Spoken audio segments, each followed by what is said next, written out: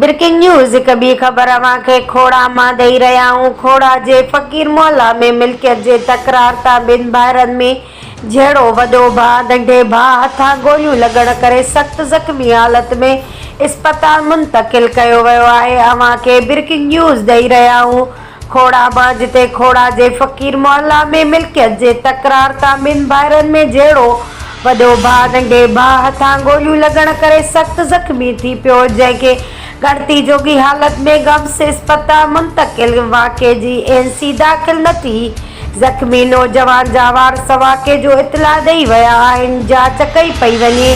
Police ख़बर मूजिबि खोड़ा जे फ़कीर मोहल्ला में नंढे भाउ मियां वसीम अहमद वॾे भाउ मियां ख़ादिम हुसैन खे घर में गोलियूं हणी सख़्त ज़ख़्मी करे छॾियो।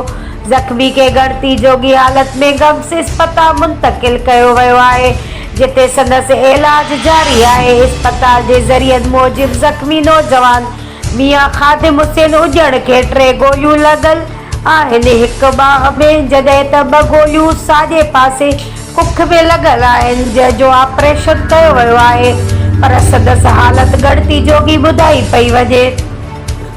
वाक़ियो मिल्कियत जे तकरार तां ॿुधायो पियो वञे। होॾां खोड़ा थाणे जे मुंशी शौकत अली जतोई राब्तो करण ते ॿुधायो त ज़ख़्मी जा वारस वाक़े जो इतला ॾेई विया आहिनि।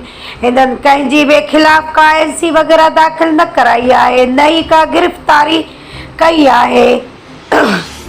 असां लेटर ॾेई इस्पताल रवानो करे छॾियो आहे। मामले जी वधीक जांच कई पई वञे।